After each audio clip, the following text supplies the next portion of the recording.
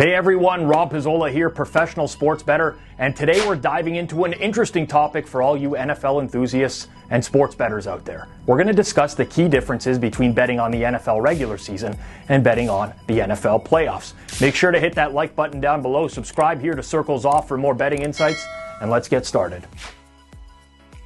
First off, I've discussed regular season dynamics in multiple videos before. We'll link those down in the description below if you're interested. But in the regular season, factors like injuries, player form, team dynamics, they all change rapidly. It's essential for bettors to stay on top of the latest news and the latest statistics to make informed decisions. The longer schedule also allows for more variability, making it challenging to predict outcomes with absolute certainty. Now we shift our focus to the playoffs. Playoffs? Don't talk about playoffs? What originally spurred the idea for this video for me was going through Google, going through YouTube, and seeing the other educational content that exists in regards to the NFL playoffs. In my opinion, most of the stuff out there, well, it's complete nonsense. Yes, the intensity ramps up as the teams enter this do-or-die single elimination format. Every game counts, the pressure's on every team to perform at the highest level. This can add a unique dynamic to playoff betting, but at the end of the day, playoff betting is not too dissimilar from the regular season. The biggest difference from my experience is that things are going to get a whole lot more difficult for the bettor. Weeks 17 and 18 of the regular season offer bettors some advantages in that there's a lot of moving parts. Teams are resting players, motivations are unknown. All of that chaos generally works in the favor of the bettor. In the playoffs, we dwindle down from a 16-game schedule to 6 games, and then 4 games, and then 2 games, and then ultimately won the Super Bowl. And there's the same pool of bettors that's looking to bet these games. This leads to what I would call hyper-efficiency in the market. Everybody's fixated on the same games. It's incredibly unlikely that anything is going to slip through the cracks. Now, if we evaluate the regular season over the years and the playoffs over the years, it's very clear that you'll see larger line moves on average in regular season games. Larger line moves equal a greater edge for bettors, especially those who are betting early in the week. As always, if you're not in the top 1 to 2% of NFL bettors, I would implore you to wager as early as possible and try to beat that closing line. Let's use this week's Bills-Steelers game as an example. Early bettors identified potential terrible weather conditions in Buffalo, and they ended up getting some great prices on the under.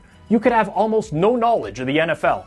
Simply just looking at a weather report, you could have ended up with a better wager than all of your buddies who will be betting the game later on in the week. I'd also implore you to avoid just blindly wagering on trends that have worked in the past. For example, unders have been very profitable historically in the wildcard round. Overs have been profitable for the remainder of the playoffs. This is not to suggest that this cannot continue going forwards. However, we're dealing with incredibly small sample sizes. I'll get into that in our next educational video here on Circles Off. But also, you're operating under the presumption that the market has not adjusted to this information over the years. If it's valuable, you can be certain that the market will incorporate it and adjust to it. Everyone wants to bet NFL sides and totals in the playoffs. I'd never discourage someone from betting something that creates entertainment value as long as they're betting responsibly. But generally speaking, it's going to be a lot more challenging to beat these markets. If you look at Pinnacle Sportsbook and you add an NFL side and an NFL prop to your bet slip, you're going to notice that the max bet on the side is significantly higher than the max bet on the prop.